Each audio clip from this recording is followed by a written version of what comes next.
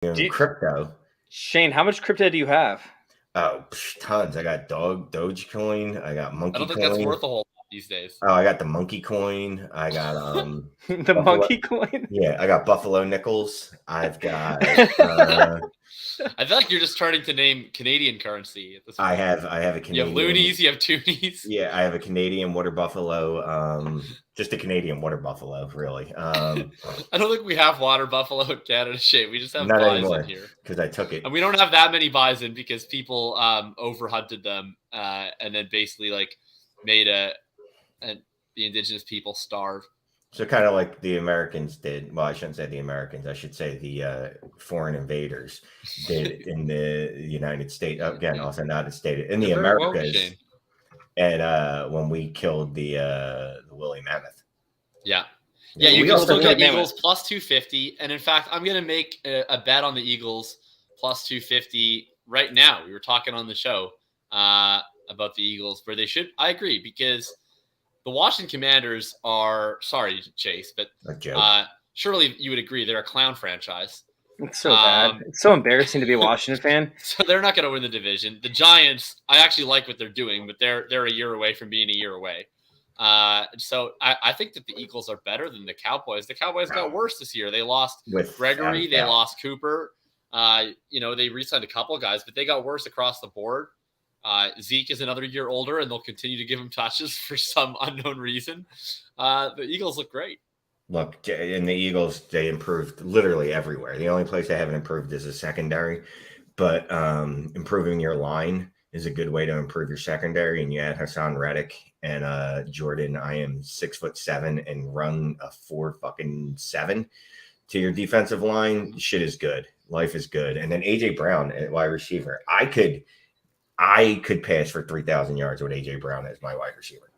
Could you though? Could you? I don't know if you could. A lot of screens and just That's short. True. A lot of like AJ here, do something with it. Actually, we basically just saw the closest thing to Shane passing for 3,000 yards with AJ Brown as his wide receiver, which was the 2021 49ers with Jimmy Garoppolo throwing for 3,000 yards to Deebo Samuel throwing for 3,000 yards as he like throws like a little swing pass that Deebo takes 80 yards to the house. All right, you guys ready to kick this show off? You guys ready to do this? Yeah, let's do it. Let's do this, man. All right, let's go.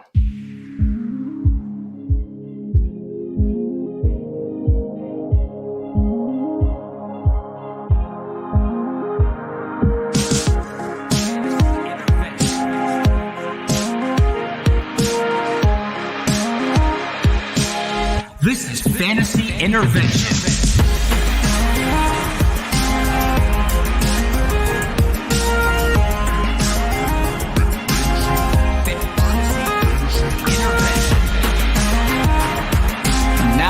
Intervene with your fantasy life, Shane Manila, Jacob Sanderson, and Chase Vernon.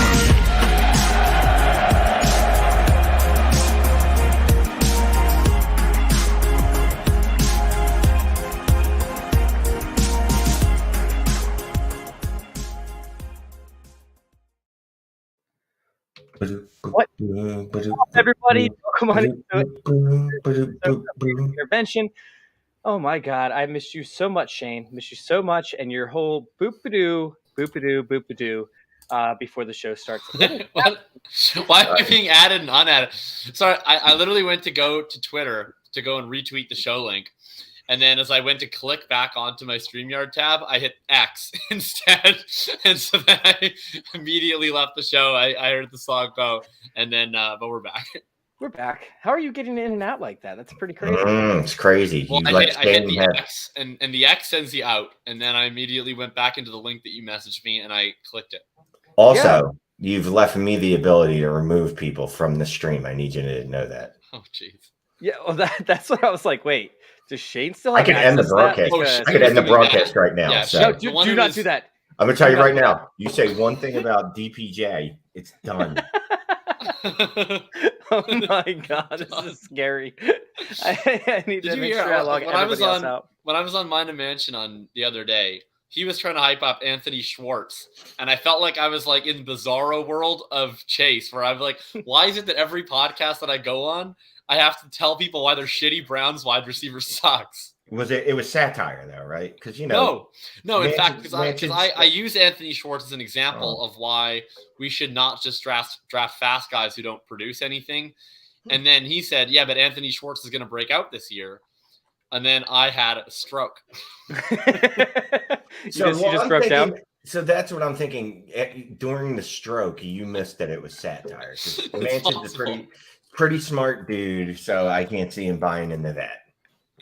And okay, never mind. Let's move on with the show. Welcome on in. We are doing a rookie mock draft post the NFL draft. I hope you guys are ready for this one. We are unique.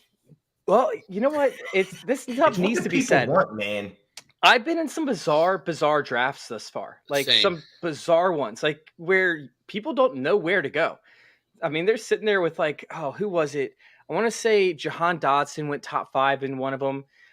There's another one where Isaiah Spiller went half above. of the NFL draft. I know that made you really happy. No, that was terrible. That was like my worst moment ever. Jake, oh, you were on all the shows with me. I don't even want to talk about it again. Let's just ignore all that stuff that happened. But I mean, it's been insane. Isaiah Spiller went number 3 overall in one of the drafts I was in. I was like, wait, what is happening? Sorry, was that a preseason Devi startup? No, was that from August? No, that was this week. Did he go before or after Spencer Rattler? Oh, stop it. No, I can't even with that. Let's go ahead and get this draft board up. The people need the help. I gotta be honest with you. I've been in drafts. I've seen pictures, people sharing them when the Dynasty Trades HQ patron. And if you're not a patron, become a patron because that's how you get better at this. They share pictures. We all laugh. People share pictures of Malik Willis at 106. And we do that GIF, the one where we point and laugh. That's what we do when we see that Malik Willis. We see Matt Corral going early. Like I've seen Desmond Ritter, Matt Corral, and Malik Willis go in multiple first rounds, and we just laugh and laugh. It's a good time. Yeah, it's absurd. I wrote my winners and losers column for Player Profile. It hasn't gone live yet, but the biggest thing that I found is people are so anchored to these quarterbacks. The second tier of quarterbacks last year, Kyle Trask, Kellen Mond, Davis Mills, they went earlier than the Ritter, Willis, Corral contingent this year. So I was fair and fine. Pre-draft, I was all aboard. If Malik Willis goes early in the first, chase the upside. If Desmond Ritter goes in the first, sure, let's draft that. Any of these guys, but they didn't. You know, if ifs and buts were candy and nuts, we would all have a Merry Christmas. Unfortunately, if you want your quarterback this year, you're not drafting it. You're not going to do it. You can draft Kenny Pickett if you want to in the late first. That's fine. Yeah. But you cannot draft the rest of these quarterbacks until the mid to late second of your rookie drafts. You can't do it. It's irresponsible. It should be a federal offense. And instead, you can just go trade for like Jared Goff or Jameis Winston to get you through the year, and then get a real quarterback in 2023. It's what it is. It's positionism. It's which is a form really. of racism. Shane? Are you really going here with this? Positionism? Yes. Look, Malik Willis was my 101 in every pre-NFL draft I had. He was my 101. I'm not touching that dude until the late second. So let's get the draft. I'm going to take the 101. Let's lay down the parameters for the people. Oh, it's super flex, and it is dynasty, and it is PPR, I think. Always PPR. Oh, it's definitely PPR. Yeah. Definitely PPR. And I know Shane exclusively plays one quarterback IDP, but if you guys want to join in on the conversation, if you guys want to come in and have some fun with us, make sure you guys go to youtube.com/fantasy intervention. Once again, that's youtube.com/fantasy intervention. Hit subscribe while you're in there. Let's get this. Yeah, don't fucking freeload, bitches. If you're in there on YouTube, you better hit that subscribe. I don't even care. It's free for you to do it. It's free. Yeah, Why not? Subscribe. All right, let's kick this one off. Shane, you were up first. Yes, I wanted to get this moving. I ain't even gonna fuck around. Breece Hall, for obvious reasons, this might be one of the easiest 101s in quite some time. There's no reason to have a discussion around this. Everyone knows it's 101. Wow. Are you sure? Oh god, I gotta mute this thing again. Yeah, it makes all sorts of weird noises. I'm muted for me. You guys got to mute it for yourselves. If you guys aren't part of Sleeper, just go to a mock draft and listen to the annoying noises that happen over there on Sleeper. Sleeper is my favorite platform, but I die a little bit inside every time I make a pick. Wow. Yeah. Hey, Thomas, I'm sorry, man. We didn't invite anybody else to come in, but next time we'll bring you in to do a draft with us. It's kind of crazy. I saw a bunch of posts about how there should be 4 quarterbacks selected and Isaiah Spiller before Breece Hall. There was one post, and I have to assume that he was on a mission to destroy the brains of America. Well, you're actually debating with him tomorrow on Off the Ropes, Jacob. So I hope you're ready with that guy. Yep. I believe he's satirical. Look, I can't debate with an irrational actor. He's going to tell me that Isaiah Spiller should be going out of Breece Hall. That's obscene. This is ridiculous. He's got better long-term value. Anywho, come on, let's do it. All right, you're taking Breece Hall, obvious pick. Yep, Breece Hall is in the books. For me, I like Kenneth Walker. I don't like the system that he's going into. I know they're trying to move towards more of a wide zone run system, but I can't trust this offense whatsoever. They've shown no ability to build up the offense outside of Russell Wilson. Terrible offensive line. So I'm actually going to go with Treylon Burks with this pick for pick 1-2. I have my 102 here. Breece Hall in a tier of his own. At that point, I have a tier of 4 guys. Burks being the 5th guy off of my board. So I get the chance to take my 102, my favorite wide receiver in the class. I don't think any of these round 1 landing spots really move the needle much for me whatsoever. I think all of them are essentially playing with quarterbacks, maybe outside of Garrett Wilson, that they will not have for 2023 and beyond. And so I'm going to take Drake London, who's just the receiver I like the best.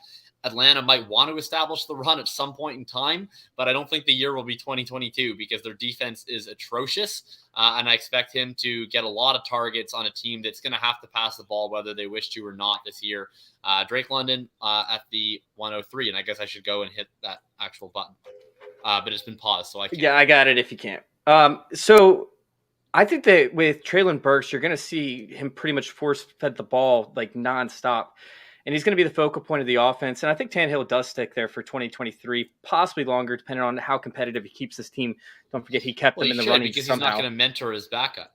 Yeah, well, that's just part of the system, right? But not even going to speak to him. I think that Drake London's going to be used a lot in the rushing game as a primary blocker and off the play action fake. So I think he's going to be hyper efficient in certain situations, but I don't think that he's going to get a ton of volume in this offense, regardless if they have to pass or not. Volume? Olamide Zaccheaus? No, I think it's going to be a mixture of Kyle Pitts, Cordell Patterson. I think you're also going to see a lot of rushing upside as well. So, I just don't think Drake London's going to be there. Oh, God. That's going to be stuck in my head for the entire rest of the day. I can't. I missed you fucks. All right. Pick 4. Main event comes in and says he got both at 105 and 106. That's incredible. Love it. Shane, I'm going to be like coming home from the bar on Saturday night at 2 a.m. in my Uber, and I'm going to be, Olamide Zaccheaus. All right, Shane, who are you taking at the 104? So I'm going to take I love this. You know what I love about this class is there's multiple guys that you can legitimately make an argument as the running back one, making legitimate arguments and not just throwing shit against the wall and seeing if it sticks. For me, that gentleman would be a young Mr. Garrett Wilson. Though I do understand people's concerns, Elijah Moore is there and Zach Wilson is his quarterback. Look, I always bet on talent over situation, right? That's what we've learned, I think, in the NFL over the last year, especially. The situation can change, talent won't. He's the most complete wide receiver for me. Honestly, he was probably my 104 at the beginning of this process. And just all the other wide receivers are so flawed. Each of them have their own, one major flaw that I really like him. But I will say Drake London is very close to Garrett Wilson, which is, I had him a lot lower. It's funny, both those guys moved up a ton for me, which doesn't happen a lot during the draft process for me, but it did this year. Yeah, I like Wilson. He's my 103, and I'm not, like, if I'm picking a 103 and London goes 102, I'm not that upset between the two of them. I like Wilson. All right, so I'm going to hop over and I'm going to take my borderline RB1. I still think it's going to be Breece Hall, but I do think that Kenneth Walker is a close second. It kind of sucked with his landing spot, but Breece Hall's wasn't much better. I still think that Seattle will find a way to get the ball in his hands. It might not be in 2022, but in 2023, I think it's going to be all Kenneth Walker. We're going to see a ton of volume go his way. And whether they bring in to another rookie quarterback or something along those lines remains to be seen, but he's going to get the rock. He's going to see opportunities. And I think he's going to catch some passes out of the backfield. I'm assuming he gets right around 3 or so receptions per game, which I think is great for Kenneth Walker, something we didn't see. It's a good value at the 1.5, that's for sure. He's the consensus 1.2 right now, and I think I've seen him. I've done 8 drafts so far. I think I've seen Kenneth get here to the 1.5 just one time, so that's a really nice value.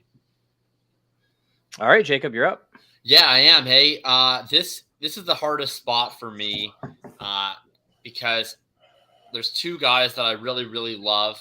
And to be honest, like I actually flip-flopped on who my wide receiver 4 was pre-draft because I was really tight between these 2 players. I had them in like a little half tier of their own between my top tier and the next guys. And then when only one of them went on day 1, I thought it would be an easy call as to who my wide receiver 4 would be. The other guy ends up going to the Chiefs, and so I end up getting brought back in. So I'm going to stick with my actual ranks, and I'm going to stick with what I've done in 2 drafts so far, and I will take Sky Moore at the 1.6. Oh, wow. Okay. Oh, balls out. So, Jacob, I actually traded away. I had the 202, and Sky Moore fell to me at the 202. That's wild. Somebody sent me an offer for a 2023 first, and I took it. Was a competitive team. They'll likely end in the second half of the draft, but like we always talk about, injuries could happen, whatever the case is. Would you have taken that offer if it fell to you at the 202? Yeah, it depends on the situation. I mean, first of all, that's really interesting. I've not seen Sky Moore fall anywhere close to 202 in my draft. So first of all, I keep seeing him 110 or so, like right around the range of 110. Yeah, his ADP right now, I'm just going to say, if anyone is not following Adeiko_FF, ADEIKO_FF, he's been scrubbing Sleeper each day and getting the updated rookie ADP from all rookie drafts conducted on Sleeper in a Superflex format, which is incredible data that he has out there. So he has a rolling daily ADP. Sky Moore currently is at the 1.9 there, so certainly not out of the question you get him in the late first. 2.2, definitely a great value. I'm torn with these. Like, I think that the player you draft with the 2023 first has a better range of outcomes for their career than Sky Moore. But I am a little bit torn in terms of trading out in some of those occasions, because I put out this tweet yesterday. You don't necessarily need to draft a better player in this slot than that 23 first will be. You just need the player that you draft to be worth more than that 23 first to one owner in your league at any one moment in time in order for that to be a profitable selection. Ultimately, I would take the 23 first over Sky Moore as I thought about this. Someone else asked me this question before. And the reason for that being that I tend to only have that sort of mindset of this profit-focused mindset on what I consider to be non-core assets. Like, if I'm drafting Sky Moore as a first-round pick, to me, that's a core asset that I plan on holding for the duration of my team. And I mean, there are no people that are off the trade block ever in my leagues, but I look at it very differently with, like, a Desmond Ritter or a Malik Willis. If I take those guys in the second round, my mindset going in as soon as I click that button is, okay, I'm going to sell this player one day. And so as soon as it's worth more than it is today, that's when I'm profiting. I think in a case like this where it's a core asset, I'll take the 23 first. Okay, I like it. I think there's plenty of talent in that 2023 class that we're going to see come out. So that was my mindset. And I mean, Sky Moore could be very, very good. I don't consider him to be an elite level talent, which I think 2023's whole entire first round could end up being that. Okay. So I want to hear in the chat where you guys think Kenny Pickett will actually go. Leave a comment in the chat or in the comments, letting us know where you think we're going to let Kenny Pickett slide to. So Shane, you're up. Oh, I'm up. I'm going to go on the sleeper. And this is a guy that I have gone out of my way to besmirch in the fantasy football community. Mostly because he plays kind of soft. But look, draft capital speaks to me. I am what some people might call a draft capital slave. I am going to take Mr. Christopher Olive. I do recall that you once said, wherever I will ever be on the clock picking Chris Olave, I will trade down, trade out, or pick somewhere else. Hey. It turns out you are a fraud. Yeah, you're a fraud. A smart man once said, shit happens. Shit happened. The NFL was like, bro, this dude's like a top 11 pick, top 12 pick, whatever he was. So you're going to want to get and get you some of this. So I said, look, I'm going to look past the fact that I could tackle him, right? That he would cower in fear of me. And I'm going to take him here because the other option is another wide receiver that I'm sure will probably go in the next pick or two. As great as his season was last year, just 1 year production scares me. Olave produced, considering especially that he played with Garrett Wilson and Jackson Smith, JSN, two fellow first-round draft picks, and Jameson Williams, who couldn't beat out any of those guys for targets, even though he was on the field. So I'm going to go Chris Olave here, and I'm going to every week I'm going to get really mad when he could have picked up an additional 5 yards, but decided to run out of bounds. But, you know, at the end of the day, when he gets me 115 and a touch, I'll be okay with it.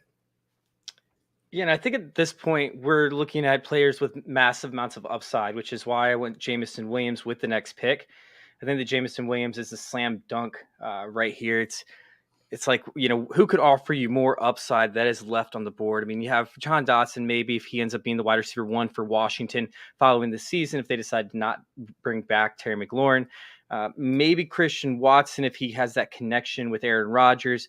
There's a couple other players that might have that upside from week to week, but Jameson Williams has it with his athleticism and with his opportunity. I'm taking Jameson Williams at the 108. Yeah, I would have loved it if you had not taken Jameson Williams. That was definitely the guy I was back and forth between with Sky Moore. And I will take Jameson at some of my 1.6s. Like, I actually want to split my 1.6s close to 50-50, especially if I'm able to get any Sky Moore shares in the 1.8 to 1.10 range. That has not happened to me yet, but it must be nice for those that have gotten the opportunity. The 1.9, it feels disgusting.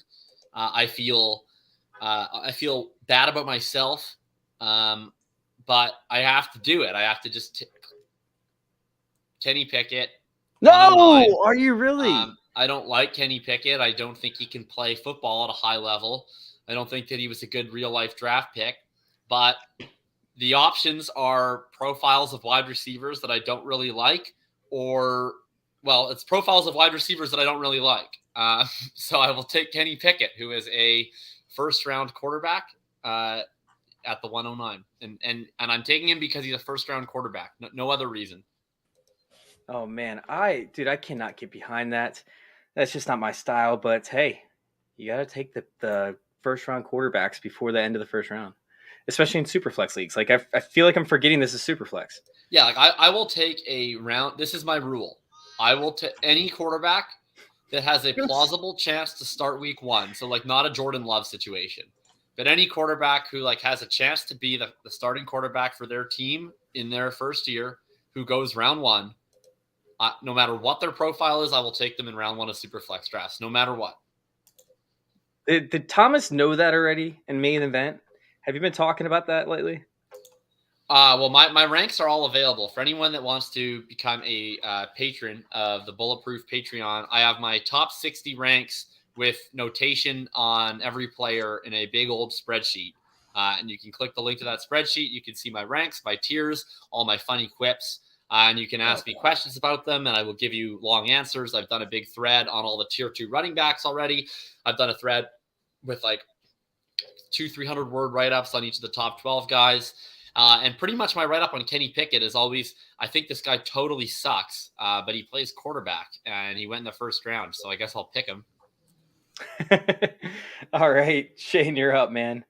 Where are you going? I can't argue with that. Look, so now we get into the point where, you know, dudes are a little sketch, you know, but I'm going to lean on, again, the draft capital that they gave Jahan Dotson. Coming into rookie drafts, or I should say coming into drafts prior to the NFL draft, I had him in the top of the second round. So I'm really just sliding him up a little bit because, quite frankly, I did not expect him to be drafted in the top 16. So yeah, I'm gonna buy in on the hype, despite the fact that Carson Wentz is not a good quarterback, and he does tend to target just one wide receiver. But again, that's the situation this year, and I got a feeling the Commandos will be moving on from Wentz, as is custom after 1 year of service from him. And the Carson Wentz experience is always threefold. Number one, you overpay in a trade to acquire him. Number two, you start him for a while and become disappointed. And number three, you trade him off to a new team with conditions that he will convey a higher pick depending on how many games he starts. But each year, the round that conveys is just one round lower. And so eventually the Washington Commandos will trade him for a conditional fourth that becomes a third to some other sad team. It's true. All right, so I'm going to go here, and I just don't know how I can let him fall past. I know James Cook is out there, and everybody's clamoring for James Cook because Devin Singletary is terrible, and he'd be catching passes and all that other stuff, but I don't really think that's the case. I think that Christian Watson is the pick right here, and pair him up with Aaron Rodgers for Green Bay. Jacob? Yeah, it's been a chalk draft so far. Those would have been my next. We say chalk, but everybody else's drafts are all different, like all over the place. Yeah, because a lot of people do dumb things, and I think that they should be my draft. Like I would love.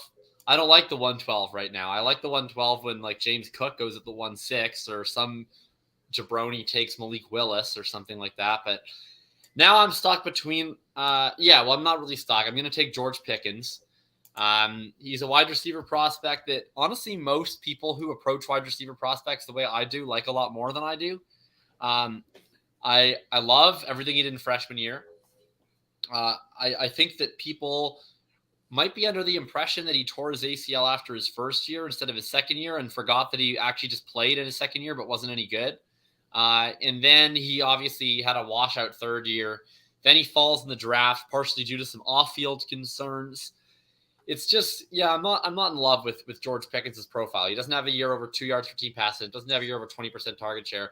But I'm still at this point in the draft going to cling to the fact that he did have that super high upside, fantastic freshman year in the SEC at a major program. And I'm going to ride that upside for the 112. All right. So we have going back a little bit. We have Breece Hall first. We have Treylon Burks, Drake London, Garrett Wilson, Kenneth Walker, Sky Moore, Chris Olave, Jameson Williams, Kenny Pickett, John Dotson, Christian Watson, and George Pickett. That's the first round wrap up. Honestly, like you said, Jacob, I was going to see if we had any kind of hot takes or anything from that, but I mean, it's pretty chalky to where my rankings are. George Pickens would have fallen a little bit further for me, but outside of that, you're pretty much spot on. Also, Sky Moore went a little bit higher, but nothing like out of the ordinary, like crazy, like, oh my God. So let's move on to the second round. Shane, you're up on the clock. Who you got? I'm taking Jim Cook. I like Devin Singletary a lot. I think I've made that fairly known to people. But for whatever reason, Buffalo doesn't. But also, more importantly, Jim Cook is going to see a ton of targets. Oh, God. Is this going to be a thing with you, Jim Cook, the whole time? No. Is this what we're doing? The James is Jim, all right? Anyway, James. I think Jim Chef should be the name. James Cook is the best, obviously, by far the best receiving back out of this class. He's got wide receiver-like skills. He's just going to be a mismatch out there. They're going to use him all over the field. So he might be one of those guys that only sees 100 rushing attempts, but could see 70 targets and 60 receptions in a down year. I'm really looking forward to what they do with Jim Cook over there. So you're drafting him to be J.D. McKissick? No. Well, the Bills did. So. A better J.D. McKissick, much better J.D. McKissick. J.D. McKissick is an excellent get the ball and then nothing. He's very good at attracting targets. So good at it. He's so good at it. He's very good at attracting targets. I'll give him that. And that's a skill. It is. But yeah, Jim Cook will receive those targets and then do something with them. Antonio Gibson. Jim. So frustrating. All right, so we're going to go with the next pick, and I'm going to take a guy that I might have to sit for a year or two, pending the situation, but I think that he could end up being a monster in this league, and I feel like we were doing the same thing with Keyshawn Vaughn, where we're just waiting for him to break out, nothing's happening. Rachaad White, for me, fits the bill of somebody that I want on my roster, just in case something does happen to Leonard Fournette, just in case he ends up carving out a third down role, something along those lines. I just think that there's too much upside to pass up on Rachaad White at this time. I'm going to go with Rachaad White. Yeah, if anyone ever felt like Keyshawn Vaughn, Samaj P. Ryan, Redux, it's this dude. But, I love Rachaad White. I understand it in this class. The thing is, like, I'm thinking of two profiles. Both had a transfer element. Both were overaged. Both had elite receiving production in college. Both went in the third round. And both played for a Bruce Arians associated franchise. And the two options are either David Johnson or Keyshawn Vaughn. So I feel like Rachaad White can go in one of two directions here. Yep. Yeah, it's huge. Like, the upside's just too massive. I'm willing to take that failure if it ends up being a failure at the time. Like, I'm willing to take that risk because it is that type of risk. The thing that concerns me the most is just having a rookie running back in a Tom Brady offense, because Tom Brady just does not like rookies. But maybe he shows something. Maybe he shows up to like those off-season practices that Tom Brady holds and actually participates, unlike Keyshawn Vaughn, and earns himself a role. Well, unlike Rachaad White, who's very fast, I'll take a man who's very slow. Oh, God. Are you really going here? I will ring the David Bell here. Woo. He's top ranked here according to Sleeper. So at this point in time, like, I feel like the ADP really diverges from people's ranks a lot more. And so I'm going to try and get the guys that I want at prices that make sense for them. And Dave Bell is ultimately the guy at this particular selection. An outstanding production profile, Devi Darling for years. I was watching on Friday. I expected him to fall to day 3 and no longer be a concern for me. But the Browns come up, grab him, and I mean, hey, he plays like Jarvis Landry. He profiles like Jarvis Landry, and now he's replacing Jarvis Landry. It's kind of a nice spot for Dave Bell. And so I'm going to ring that one here at 2-3. All right, I need to know in the chats. Let us know in the chat and in the comments. Did David Bell go too early? Did Jacob over there ring the bell too early, or do you think this is appropriate? Because I've been seeing him fall a lot later than this. All right, Shane, you're up. Yeah, and I'm just going to say, look, I've seen multiple people make mistakes. It doesn't mean that I need to follow their same mistakes. And I like, look, for this area, this is a perfect place to take David Bell, right? Okay. It's the 203. What was that? The 203. Yeah. These quarterbacks are garbage cans outside of Kenny Pickett, who himself is a dumpster. I don't know which is worse, but I guess the garbage cans are. Here's the thing, guys. Not a good class, okay? So you have to separate the pick from the player. Like, the guy, when you're like, oh my God, like, I've seen people be like, wow, I can't believe people are taking Damian Pierce in the second. It's like, have you seen this class? Oh, believe it, baby. Like, you're going to be taking players at picks that you don't want to take. Like, does it make sense to take Christian Watson at the 110? Not in most drafts. But this is the life we're leading. Look, and I'll say this. I trashed this class a lot. I actually like this class now. I really like the first round because there's a bunch of spots that I'm comfortable picking in. Once we get to the, like, Kenny Pickett has gone part of the draft and sharp drafts, I'm like, shit, now I'm probably like, I'm not real happy. But when I got that tier of like 6 or 7 wide receivers, I love a lot of those guys, and I'll draft them all day. Helena took 2, David Bell at 204. Helena's a great song. So I'm up again, huh? I just want to have a little fun with it, right? And I just want a little controversy. I'm going to go. I'm not going to try. It won't let me. You got to tell me, Shane. We've been doing this draft for 30 minutes now. I'm going to take Damian Pierce. All right. I like it. Yeah, so, looking at the wide receivers that are still on the board, I like a couple of them. And to be frank, Damian Pierce is kind of in a bucket with a bunch of other running backs that I like kind of equally. And I'm going to be this dude that goes, he's on the Texans. Like, he's got to beat out Rex Burkhead and Marlon Mack. And look, no one loves Marlon Mack like I loved Marlon Mack. Oh, I love Marlon Mack more. I love Marlon Mack more. Marlon Mack is not Marlon Mack anymore now. I would take Marlon Mack over Damian Pierce. No, I wouldn't do that because Damian Pierce's Achilles is attached to his heel. Yeah. Yeah. Yeah, that'd be a horrible trade. But if you'd like to make that trade with me anywhere, we're not in any leagues together. But if you could facilitate that in any leagues, I'll take it. Now, Pierce, look, how can you not love his landing spot, right?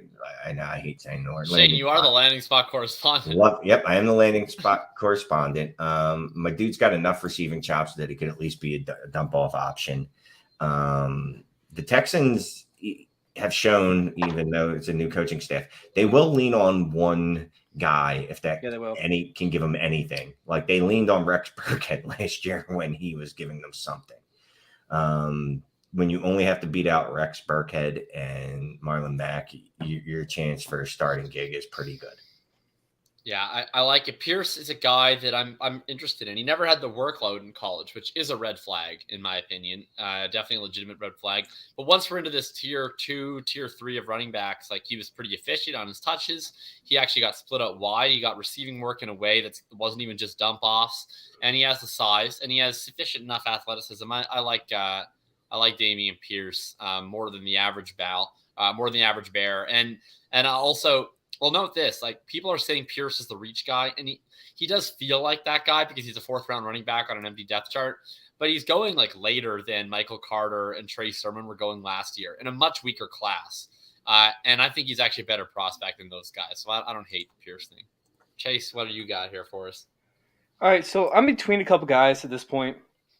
I think that I'm going to play the weight game, because I know both y'all's preferences in terms of the types of players you like. And I'm going to take a guy that should see an opportunity in this offense. Now, I'm not the biggest fan of him at his, height, weight, his, history with injuries. But John Mechie at this point at Houston, we talked about Canada. How much opportunity that Damian Pierce could get. Like the opportunity for Mechie is already there. All he has to do is beat out. Oh, wait, I don't even know who their 3rd wide receiver is. So, he Danny Amendola. Yeah, so he walks straight into that role.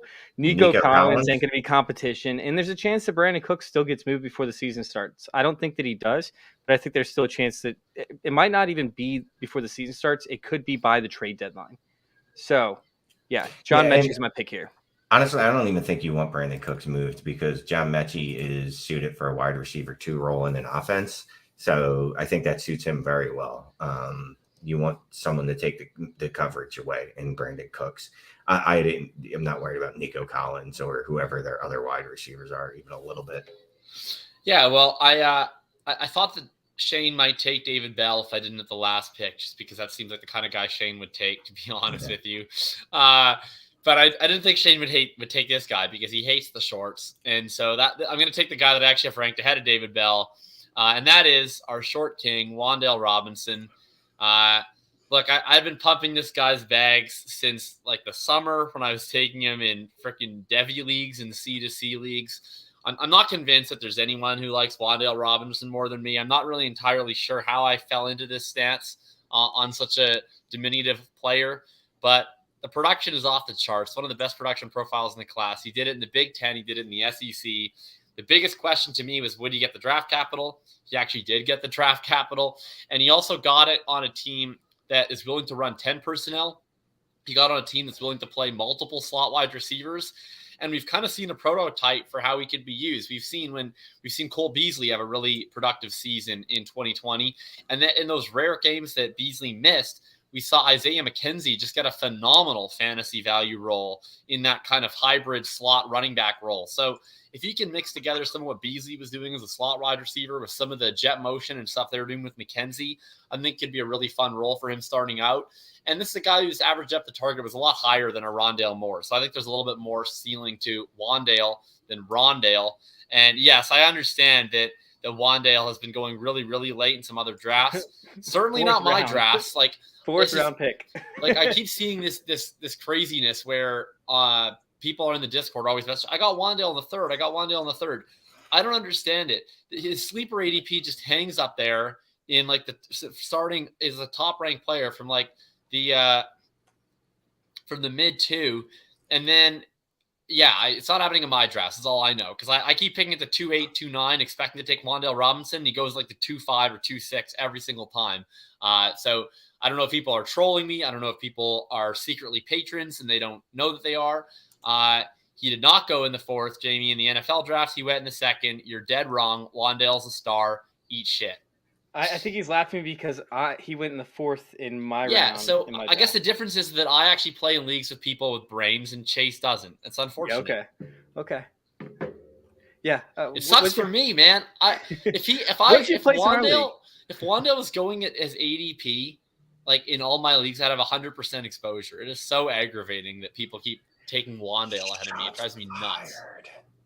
All right, Shane, what you got, man? I don't care about any of these people. So now's where I think about taking a quarterback, right? And then I go, no, these guys are probably never going to amount to much of anything. I don't know how you're going to feel about this, bro. You know what? No. Yes. I'm so conflicted. I do so many different things here. I'm going to go with Brian Robinson. You know what? I'm just going to go with him here. Yeah, look, I know he's more of a 3rd-round guy, but I have seen him creep up into the bottom of the 2nd. So I'm going to just go ahead and take a snag here. Look, Washington has told us in stereo that they don't think Antonio Gibson should be getting 300 touches a year. And they're right, by the way. So absurd. Yeah, very good. I love Antonio Gibson. I love him like a son that I gave away for adoption.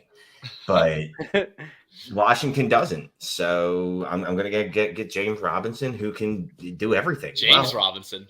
Brian. James Robinson would be a steal. Brian. I'll say this. I think that I think my rookie drafts are in reverse because I keep like everybody else getting Wan'Dale in the 3rd.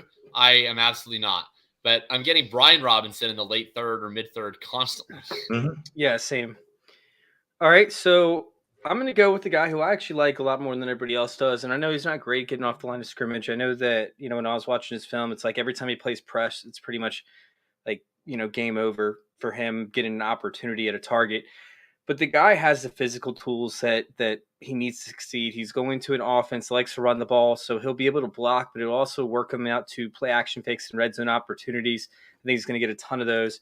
I'm going with Alec Pierce over here. I think that he's going to be a very good receiver for the Colts. I think he's going to be flex worthy. And I think if he has like a string of maybe 2 to 3 good games, maybe he gets hot in the touchdown area, you can move him for a 2023 second pretty easily. All he needs to do is just show a little bit of a flash. I think he could do that for the Colts. I consider this to be the rubber match for me and Chris Ballard because Christopher Ballard exclusively takes my least favorite wide receiver in every single draft. Yes. And I would consider Paris Campbell to have been a win for me. He got me back on Pittman, so it's 1-1. And now Alec Pierce is the rubber match between myself and Ballard because he just trolls me in the 2nd round every year, drafting these wide receivers that I despise. So it's 2-10 or 2-9. And there's still only one quarterback off the board. So I guess I'll continue to be QB guy. And I will take my favorite real-life quarterback in the class, the 2nd quarterback off the board, Desmond Ritter. I like Desmond Ritter more than Malik for a couple of reasons. Number one, I think that he's a better real-life quarterback. And number 2, I think that of the 3 quarterbacks who went in the 3rd round, he has the best chance of being a 2023 starter because, to me, Tennessee is like too good to turn it over to Willis this year, but I still think they're probably letting Tannehill go next year. And are they just going to roll Willis out sight unseen week 1, 2023? I have a hard time believing that. But with Ritter, he's probably taking over halfway through this year. Atlanta's going nowhere fast. I expect them to be the 1st overall pick next year or close to it. And maybe you see a situation, like Houston, where Ritter's able to show enough, even in a losing effort, that they decide to roll with him another year. It seems plausible. Whereas Corral, I think that happens for Corral too. I think he gets in games, but I think that entire regime is gone at the end of this year. And I don't know that a new regime is going to come in and want to inherit Matt Corral, whereas Atlanta might be earlier along in their rebuild. So I'll take Des Ritter here, who also has a lot of momentum. Everything you said made sense except for them wanting to move on from Tannehill because they only save a few $1 million. I think it's like $8 or 9 million. They save everything. They save $27 million if they cut him after this year. Yeah, it's at the post June, and I made this mistake last night or the night before on the podcast. I thought the same thing, and then Scott kind of pointed out the post June cut. Oh, I missed that. Okay. Yeah, he's only like a $9 million cap. That's all you're eating is $9 million in dead cap. This year, it would be an absurd amount, but I don't. Yeah, they're keeping him this year. I just think, like, to me, the only way that Malik Willis starts in 2023 is if he plays in 2022. Like maybe they keep Tannehill, but let's even say they get rid of Tannehill. If Tannehill plays this whole year, because I think they're going to be a fringe playoff team, I think they're competitive. How's Malik Willis getting on the field if this team is competitive? And if he doesn't get on the field, then how is Malik Willis starting the next year? Maybe, but it's dicier to me. I think with Ritter at the very least, if he goes out there, plays, has a couple 20-point fantasy games, I can easily trade him for a 23-second. Yep. All right. Yep, I could see it. God, you have me double thinking my positions now, because I had the same thought process and the same kind of debate internally when it came to Matt Corral. I really wanted Matt Corral in terms of first year starting. He'll get an opportunity. Maybe he'll show the next regime, because I don't think it'll be the same regime. But then they could also move into him, and if they suck, then they probably have a top 10 pick. And then you're going to see a new quarterback there, because they're not going to stick with Corral because he probably sucked too. So I was really torn about that one before, because then I was looking at Malik Willis, and I'm like, well, they might end up offering Tannehill an extension in order to push the dead money down the road, because they only have $4 million available in 2023. So I was like, oh, maybe they'll give him an extension and Malik Willis will never see the light of day. So I'm going to avoid the quarterbacks altogether again. And I'm going to go with a guy who I think just sees a ton of opportunity. Oh, shit. It's Shane's turn. Good, because I had a feeling you were ready to snipe Jalen Tolbert from me. And that's where I'm going. I'm going Jalen Tolbert. Look, he's landed on an offense that spreads the ball between 37 wide receivers, right? Also one that the presumptive wide receiver too, Michael Gallup, will be returning from a significant knee injury, probably missing some games. Also draft capital's good. He rose in the draft. I mean, he was a guy that was talked about as like a late round pick, rose up the draft board. So I'm going to go with Tolbert.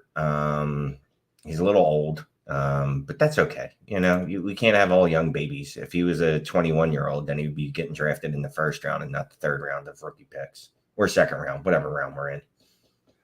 Yeah, I mean, at this point, you can't really argue at the value that you're getting there. I don't hate it. But I'm going to go with the guy that I think could see a ton of opportunity in his first year. I don't think he's the best running back or anything like that on the board, but hell, he'll see a lot of opportunity in a system where they will thrive on getting him the ball, especially close to the goal line. I really don't like running backs basing their value on goal line opportunities, but maybe you can get lucky a couple weeks and maybe he does impress more than what we've seen. I think he had the most yards after contact per carry over the past 2 seasons, and the most yards after contact period over the past 3 seasons of any running back in the NCAA. That's Tyler Algiere, who has actually got better hands than what people believe he has. So I'm going to go Tyler Algiere. I think that you can't go wrong with that pick, especially if you have a win now team. You're likely drafting around the 211 anyways. So he can offer you immediate value from year one if something happens to Cordell Patterson, which we saw happen last year, and now he's a year older. So, well, I'll just continue to be quarterback guy because, I'm actually trying to play for upside here, and I'll take Malik Willis. I'm probably not drafting a lot of Malik Willis, but if he falls to the 212 in every draft, I'll draft a lot of Malik Willis. The upside case is still the same, that he ends up starting, and if he's ever starting, then he's going to score a bunch of fantasy points because he runs a hell of a lot. I think it's murky as to whether he ever has that in Trent's starting opportunity, but random things happen. Maybe the Titans start 1-4. Maybe Tannehill's such a bad mentor that Malik Willis goes full Tanya Harding and hits him with a crowbar, and then all of a sudden he's starting a game. Maybe he looks great in practice despite the lack of mentorship, and they decide to start him in 2023. Who knows? Worst case, I burned a 212 and lit it on fire. We often light 212s on fire, but I think that at least with Willis, if he ever becomes a starting quarterback, there's legitimate upside there. So I'll take the stab here. All right, Shane, you're up. Third round. Well, let's go ahead and do a recap of the second round. We have David Bell, Damian Pierce, John Mechie, Blondel Robinson, Brian Robinson, Alec Pierce, Desmond Ritter, Tolbert, Tyler Algiere, Malik Willis. Oh, I think I missed on the first couple. James Cook and Rashad White. Jim. First two. Jim Cook. Jim Chef. And Jim Dave, Chef. Jim Dave Chef. and Dave Bell.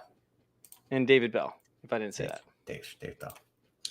So we're at the point of the draft where it's like, look, get your guy, right? So I don't think we need a lot of supposition for this. Plus, we're getting off in 11 minutes. I'm going to go ahead and take wait, where'd he go? Did you guys draft him already? Where'd he go?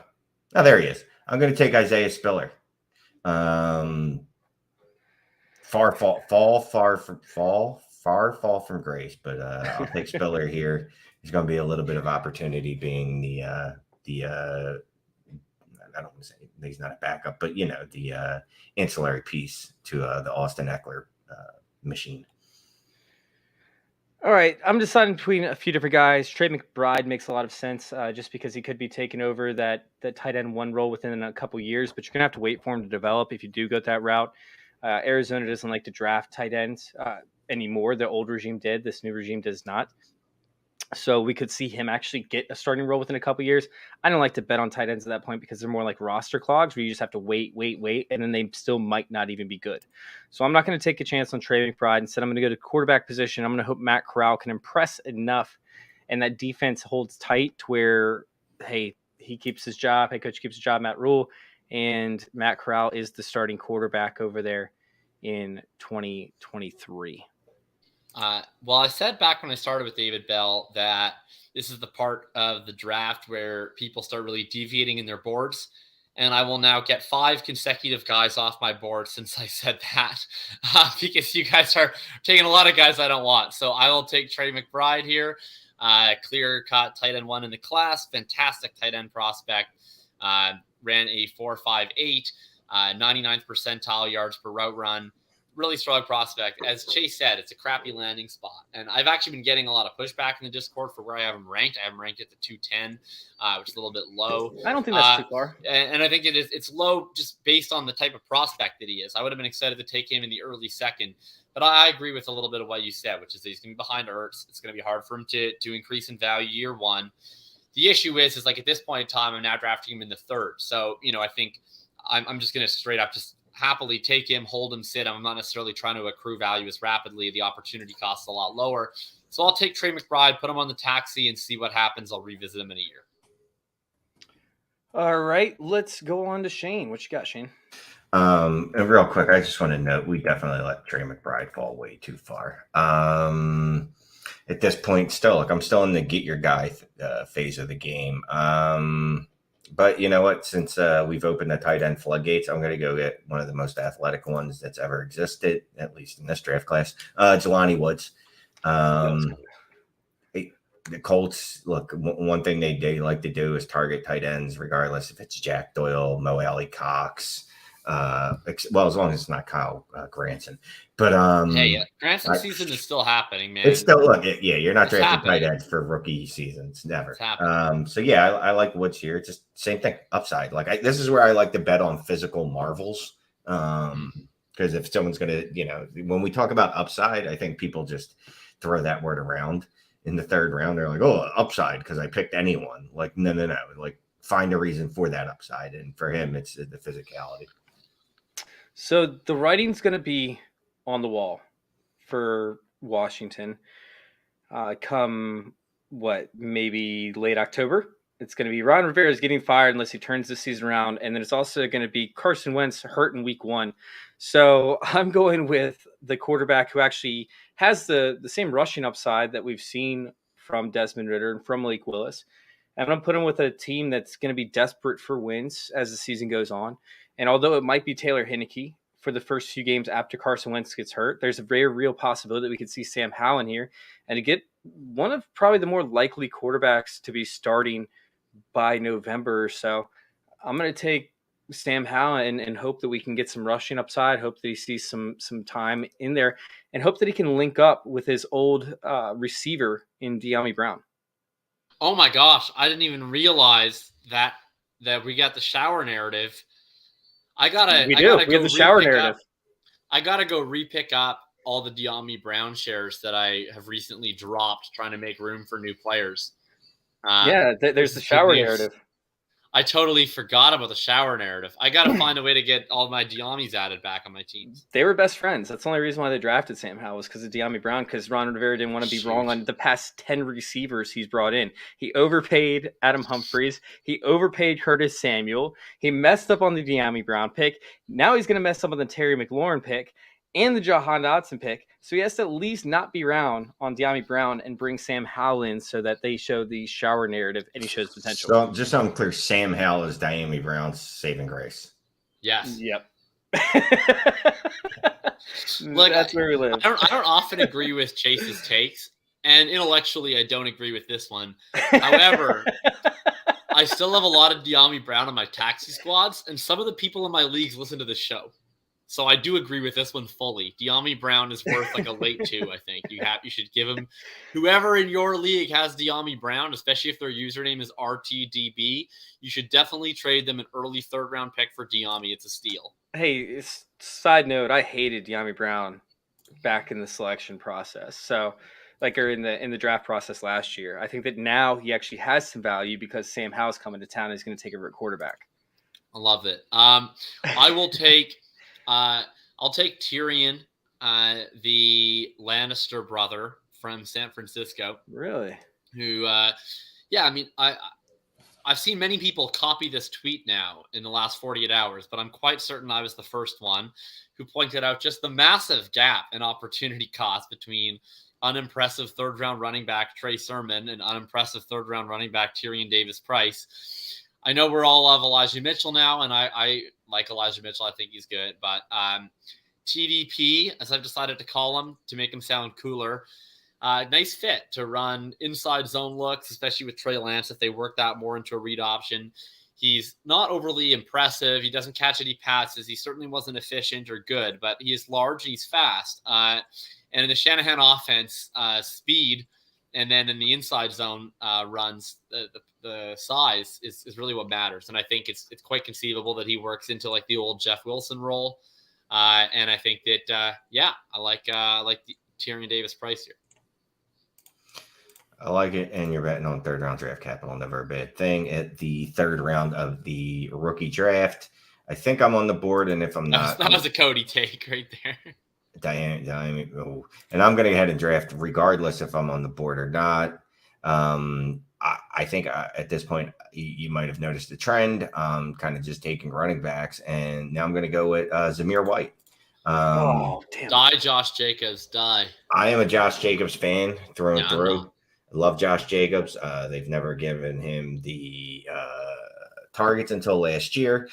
But dude, I love Zamir White, man. Going back to high school, like, you know what I mean. I'm at 309, 308, 307, whatever. 307. I got a running back in a good team, not a good team, but like a good spot. Decent enough draft capital where I can tell myself a story where like, hey, Michael Carter, he's better than Michael Carter at least, right? Even though Michael Carter got Thanos this year. But still, I like Zamir White. So just, look, I'm grabbing my guy. I like him. He's a running back. I'm going running back heavy from here on out. God, the Tyquan Thornton, Velus Jones pick. I'm just sitting here looking at the draft board right now, and those 2 picks back to back.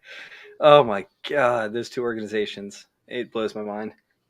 All right, I'm going to go with a player that should be in a good offense. At this point, that's all I'm looking for. I'm looking for some sort of upside because they're in good offenses and they could get lucky. They could fall into a situation. I don't really see too much more talent left on the board or like guys that I want to reach out. Zamir White was the last guy that was going to be it. But Cleo Shaker, as Shane puts it, is going to be the guy over there. He's going to be a fun prospect to watch develop in this offense. I mean, I'll take him, throw him on my taxi squad and see what happens.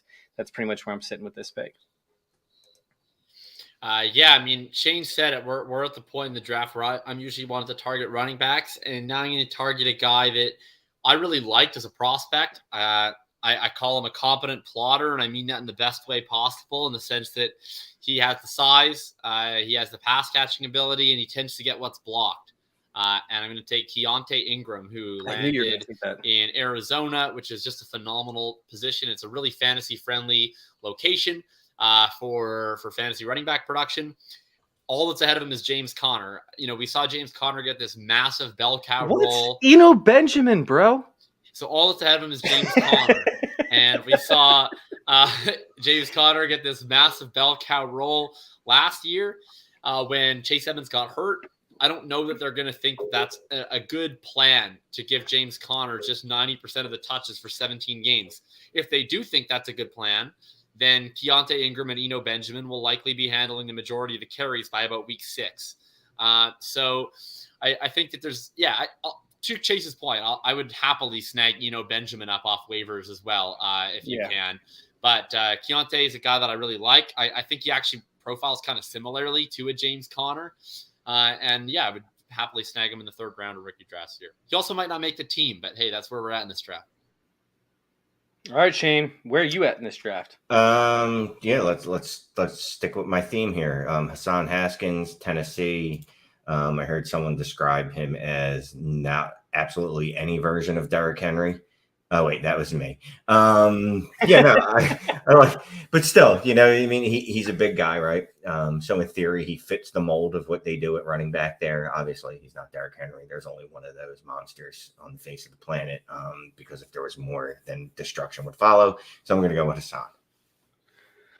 All right, I'm taking the guy that could end up being the RB2 as soon as 2023 over there for a team that loves to run.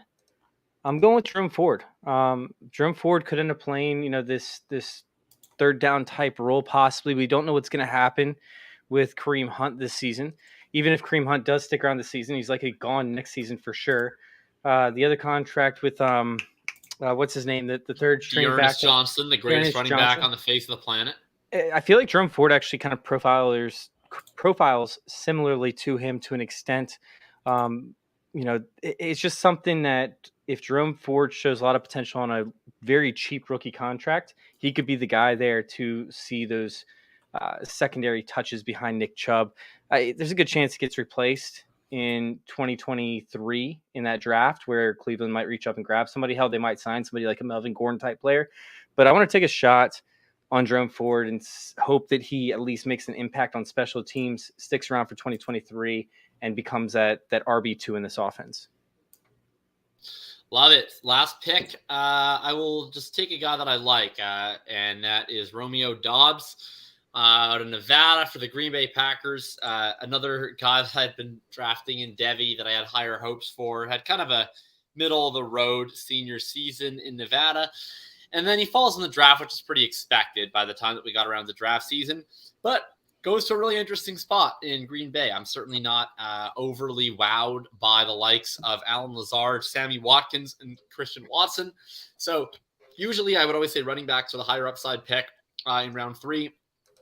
I do think just based on the landing spot, which we know is the primary part of Shane's analysis, Green Bay provides that level of upside where what if Romeo Dobbs really does shine through? If you're able to climb that depth chart, you really do have a lot of upside within that landing spot. So I'll take Romeo. Where art thou, Romeo, on my team, Romeo? I like that. And if there's any 4th round wide receiver that's going to beat out a 2nd round wide receiver, this is the situation. I think we will see it. That's interesting. All right. So for the 3rd round wrap up, we have Isaiah Spiller, Matt Corral, Trey McBride, Jelani Woods, Sam Howell. What's this guy's first name? Davis Price, right? Wait. Tyrion Davis Price. Tyrion. Yeah. Tyrion Davis Price. He drinks and he knows things. He runs the ball and he doesn't catch passes. Zamir White, Khalil Shaker. Well, we have Ingram, Haskins, Ford, and Dobbs. Khalil Shaker. I know. That's what Shane called him. I think you might have missed the episode. Yeah. So we're calling him Khalil Shaker. Yeah, that was the draft episode. You weren't there for the draft episode where we did the first rookie mock draft that we had. So it's Khalil Shaker from here on out. But yeah, so I mean, overall, this draft is so all over the place in terms of like who's going to be, pushing who. Like the big time analysts, once the rookie camps and all that start happening, we're going to start seeing more and more news come out. I think we're going to start to see certain players just skyrocket up boards. Now, you should be having your rookie drafts now because that's when it's the most fun. But if you are waiting, make sure y'all keep up with some of our content and some of our stuff that is coming out over there at youtube.com/fantasy intervention. Once again, that's youtube.com/fantasy intervention. We're going to have a lot of content based around this, and we're going to be talking a lot of rookie content over the next few months. So make sure you guys go subscribe, hit like, and yeah, if you guys are watching this post-production, make sure y'all leave a comment, of course. Tell your friends, tell your mom, tell your dad, tell your brothers and sisters. And yeah, let's go ahead and get out of here. Shane, where can we find you? Dynasty Trades HQ podcast, Dynasty Trades in 5. The YouTubes, we've been hitting up some live streams lately. People really seem to like them. Dropping knowledge. Hey, I dropped an article of fantasy data this week. What about AJ Brown? What about? AJ Brown. I read that actually. Yeah, I actually read that because the AJ Brown trade made me sad, but it's okay. I've already figured out a way to spin it as a good thing. So made me happy. I like the trade, to be honest. Like, I mean, they run about the same amount of times. Sure, he has to battle with competition now, but the dude is like, I mean, his efficiency is what his specialty is. And when you have a rushing quarterback, you're going to see a lot of one-on-one coverages. I mean, he's like a best ball god to me. I think that he's going to have 12 games this year where he finishes out as a top 6 wide receiver. He'll bomb the rest of them, but guess what? Like, you're going to end up winning a lot of money from him if those games are later in the season. Here's my take on it that I've come to think is the right take, or at least I've convinced myself of. And you'll find this in my latest article up on Player Profiler, assessing I did draft winners and losers, but I did it along the Dungeons and Dragons alignment chart. So I did chaotic, good, lawful, evil, all that stuff. And I decided that the AJ Brown landing spot is chaotic neutral because the Eagles were, if you had to guess which team in the NFL was first in the entire league in pass rate over expectation in the first 4 weeks, it was the Philadelphia frickin' Eagles. So to me, like, they're not like the Titans. I don't think that they are ideologically devoted to the running game. They came out, they wanted to pass, then they switched to a more run-heavy approach based on their personnel. Now, what did? They went and they extended Dallas Goedert for $57 million. They traded for AJ Brown, signed him for $100 million. You still have Devontae Smith coming into year one. Like, to me, this is a team that wants to play a pass-first offense. And then it's on Jalen Hurts to be able to facilitate that offense. If he is unable to facilitate it, then they will find a quarterback who can facilitate it, quite frankly. So I don't think that, like, A.J. Brown is stuck in a perpetually run-heavy spot in Philadelphia the way that he was in Tennessee. So I think that's the upside, is that they end up passing a lot more than people think, either this year or next year. Jacob read my article. All right, Jacob, where can we find you? You can find me on Twitter at FF_TDB. You can find my draft winners and losers alignment chart, where you'll find takes like the AJ Brown one. I'm working on another piece on heuristics for rookie drafts, so broad principles that you should consider when figuring out what the hell to do in your rookie drafts. That one will be up. Well, I haven't finished it yet, so I'll probably finish it tomorrow, and then let's say that'll be up maybe on the weekend, maybe early next week for people that aren't doing the rookie drafts the first weekend after the draft, like psychos. And then probably I'll start diving into some of the deeper tier 2 and backup running backs. Is one of my big things that I want to do because I love tier 2 and backup running backs. So that'll be what you can find for me. And of course, I should plug again, if you're not already a patron, if you want to join the Bulletproof Patreon, the link is in DF Beancounter Drew's Twitter page. I have a channel in there. You can find my rankings 1 through 60. I'm available all the time. I check back every few hours to answer all your questions about rookie drafts, and you can get everything you need to know. So that's what you got from me. And yeah, we actually have a lot of stuff going on over there. You guys can go check me out over there at Twitter at FF_intervention. But for those that don't know, I took over as the head of content engagement over there at Trophy Smack that I'm very, very excited about. You guys can go over there to trophysmack.com. And if you guys purchase a trophy or a belt, you get a free ring with the purchase. Just make sure you use promo code CIRCLE when you go to checkout. The ring and the belt or the trophy have to be in the basket when you guys go to make that purchase. Trophysmack.com, use promo code CIRCLE. But I pitched to Matt, the owner of Trophy Smack. I said, hey, Scott Fish is doing these live drafts, and he hasn't announced one for California yet. So we have a brand new office, and you're opening up this party room that's upstairs that could hold like 50 people just to mess around and to do dumb shit with, and to have drinks, play some pool, like do some crazy ass stuff. Like, he's, extremely innovative and wants to have a fun room that his employees can hang out in. And I was like, what if we actually host one of these Scott Fish live drafts in this room, which they're currently moving into? Like, they're in the process of moving into it right now. And it just got announced tonight that one of the live drafts for the Scott Fish Bowl is going to be in California. So I'm very excited for that. I will be there for the draft. We're going to throw a massive party there in the brand new Trophy Smack office. I'm very, very excited for it. So make sure you guys go check out over there, trophysmack.com. You guys can find Trophy Smack on Twitter as well, at Trophy Smack, on youtube.com/Trophy Smack. We're going to be doing a lot of crazy stuff over there. So make sure you guys tune in and check all that stuff out. And once again, use promo code CIRCLE when you guys go to grab a trophy or a belt. Make sure the ring is in the cart too, and you'll get the ring for free. Promo code CIRCLE.